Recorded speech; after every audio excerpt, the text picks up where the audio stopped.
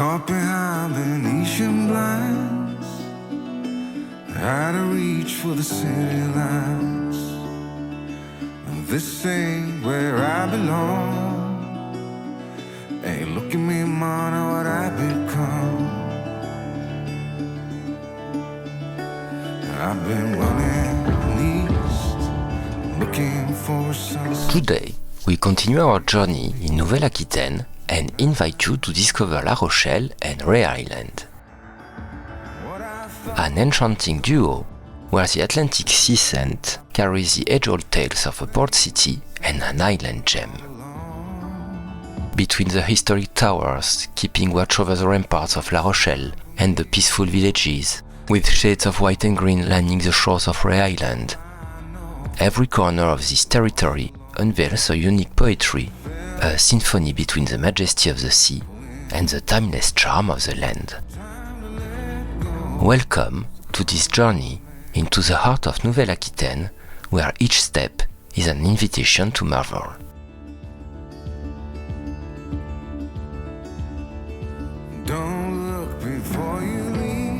We begin our day with the visit of La Rochelle and discover a bronze statue of Eugène Fromentin, an artist renowned for his paintings of many horses, just before discovering the town clock gate.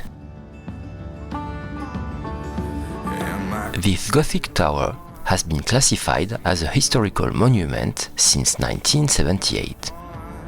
It originates from the original enclosure of the Duke of Aquitaine, Guillaume X, dating back to the 12th century. The octagonal bell tower, on the other hand, dates from 1478. In 1746, the upper part of the structure was demolished to make way for the current construction. The tower is impressive and serves as a link between the old port and the old town. In the past, its function was to defend the city in the event of an attack from the port. On the square, one can see a statue of Baron Guy Victor Duperré, born in La Rochelle, who was a naval officer, then Minister of the Navy and the Colonies in 1830, and promoted to the rank of Admiral in 1831.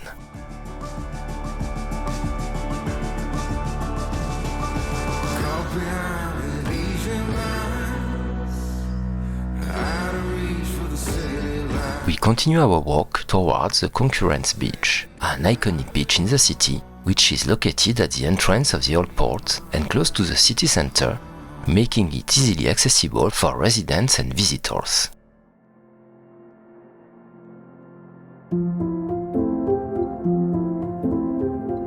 Its peculiar name, Concurence, has its origins in the history of the place. It comes from the former fish market that once stood nearby. Fishermen would sell their catches there, creating a certain commercial competition. The beach has retained this name over time. It's adjacent to the promenade, a tree-lined path that runs along the waterfront. This promenade provides a pleasant setting for strolling, cycling, or simply enjoying the sea view. It plays a significant role in the social and recreational life of La Rochelle. It also offers a view of the medieval towers that line the old port. Old Port of La Rochelle has played a significant role in the city's history.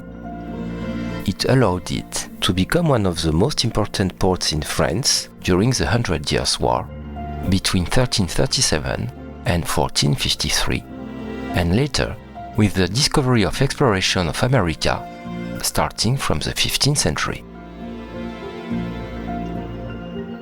The Old Port is a historical epicenter of the city, an emblematic place loaded with history, charm, and infused with the maritime atmosphere that shaped the destiny of this port city. The construction of the first fortifications and towers dates back to the Middle Ages. These defensive structures were essential to protect the city from external attacks. Over the centuries, La Rochelle thrived through its port activity and maritime trade. The city was a significant center of commercial exchanges, especially during the period of the wine trade, contributing to the region's renown. La Rochelle played a crucial role during the religious wars in France in the 16th century. Protestants sought refuge there, and the city was besieged several times. Remnants of these conflicts are visible in the architecture of the fortifications and towers of the old port. Over time, La Rochelle continued to prosper as a commercial port. It was a focal point of this activity, welcoming merchant ships from various horizons. In recent decades, it has become not only an economic center, but also a major tourist destination. Here, we discover its three iconic towers, proudly standing at the port entrance, bearing witness to the city's past wealth, surviving the destruction of the fortified enclosure after the siege of La Rochelle by the army of King Louis XIII, commanded by Richelieu. The Chain Tower, which once controlled the entries and exits of ships, now offers a breathtaking view of the port and the city. The St. Nicholas Tower, the most massive, was once a prison and also provides an incredible panoramic view. Finally, the Lantern Tower, the last medieval tower of the port, served as a lighthouse and prison. It now houses temporary exhibitions.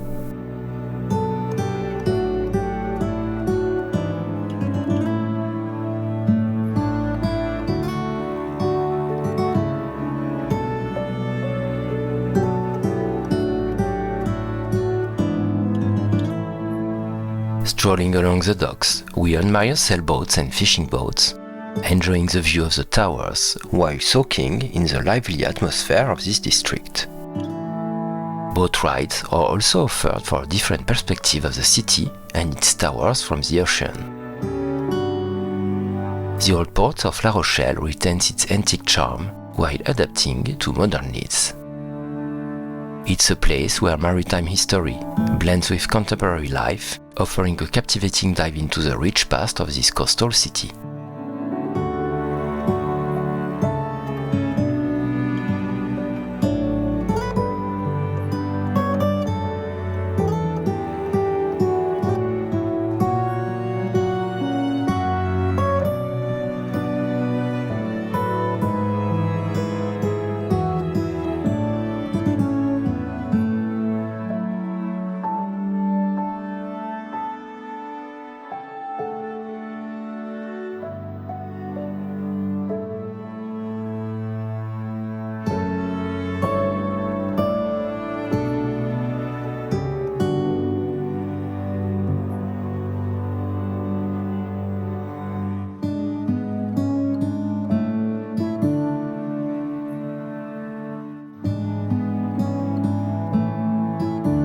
We are now heading towards the old town, passing by the docks again.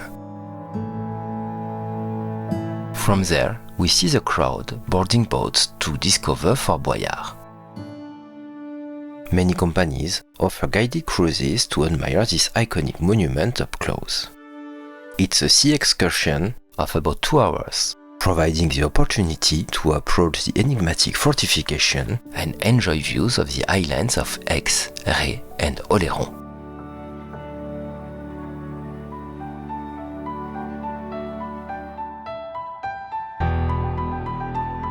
Its construction began in 1801 under Napoleon Bonaparte. The objective was to strengthen coastal defense by protecting the naval arsenal of Rochefort, located on the neighboring region Charente. The fort was used for military purposes during different periods of history, but it was never involved in a major battle. Its strategic position in the middle of the ocean made it an ideal site to monitor and protect maritime routes. In the mid-19th century, advances in weapons made its position vulnerable to attacks. It was consequently abandoned and briefly used as a prison during World War II. In the 1960s, the fort was classified as a historical monument. And from the late 1980s, it was transformed into an iconic location for television entertainment. The TV show Fort Boyard became famous, featuring physical and intellectual challenges for participants. Thus, although Fort Boyard was originally built for military purposes, it found a new life as a popular cultural and television venue. Today, it remains an iconic symbol of the French Atlantic coast.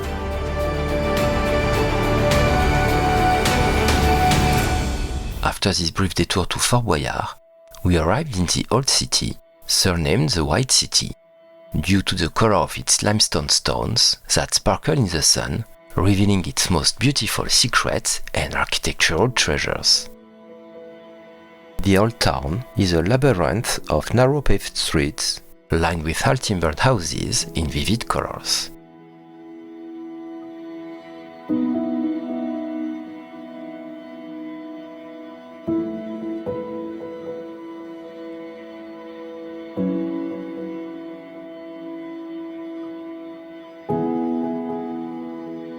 At the heart of the Old Town, the Town Hall Square is surrounded by elegant buildings, including the Town Hall itself, a structure dating back to the 18th century.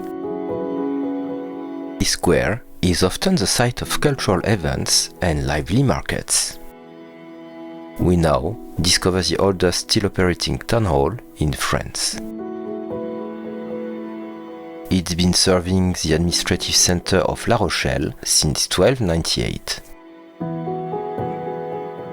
In the 16th century, La Rochelle, as the capital of Protestant France, experienced a period of political and commercial prominence. During this time, the city undertook significant construction projects that transformed its urban landscape. In 1607, a second corner turret was erected and the Chamber of Aldermen was added to the rear of the main building of Town Hall. The extraordinary balcony of this chamber evokes the stern castle of Huguenot ships, a symbol of prosperity for the city. It was classified as a historical monument on December 27, 1861. Greatly deteriorated, the building underwent a heavy restoration at the end of the 19th century, combining restoration of the addition of decorative elements, reflecting the power of La Rochelle.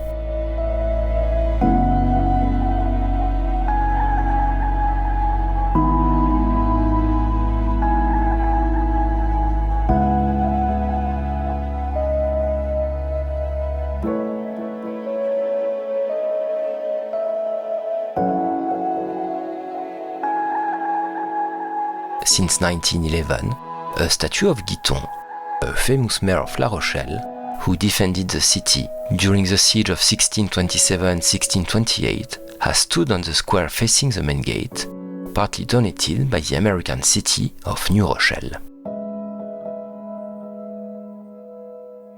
Around the square, you can admire private mansions and enjoy medieval architecture.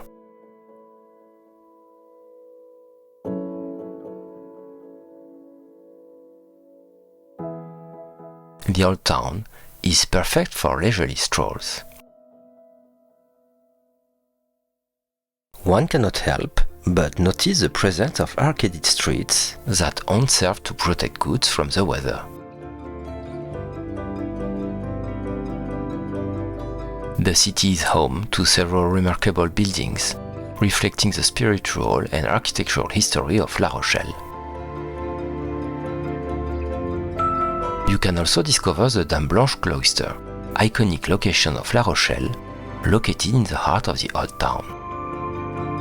In 1715, The Sisters of Our Lady of Charity of the Refuge, known as the Dames Blanches, White Ladies, established their convent here.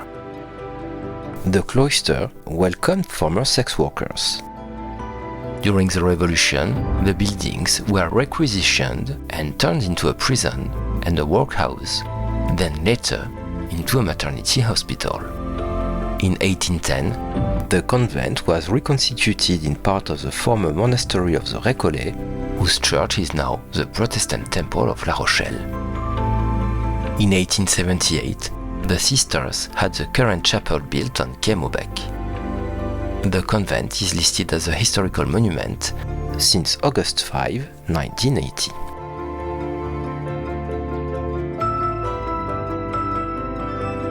We conclude our tour of the city with the St. Louis Cathedral of La Rochelle. It's a Roman Catholic cathedral which construction started in 1742. In 1152, the first residents of La Rochelle built the new parish of Saint-Barthélemy.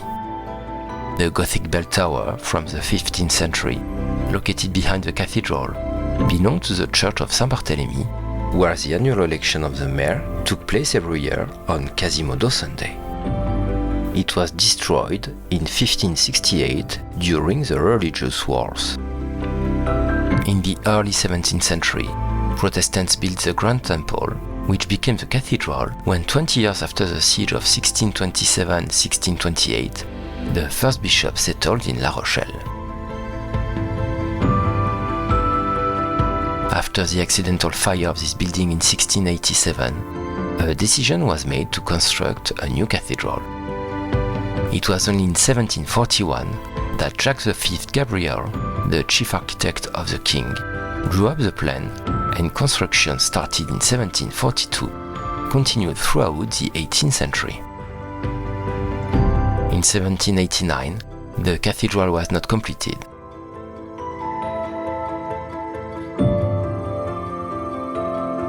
The completion of the interior resumed in 1849, and on November 18, 1862, Archbishop Guibert of Tours consecrated the cathedral.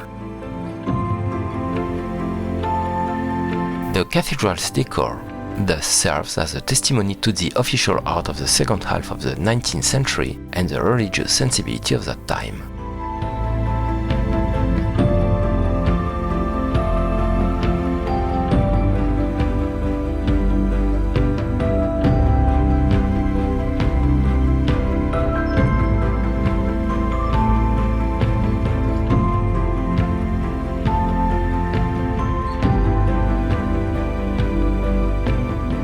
We leave this historically rich city to head towards the Ray Island. But this will be for the next episode.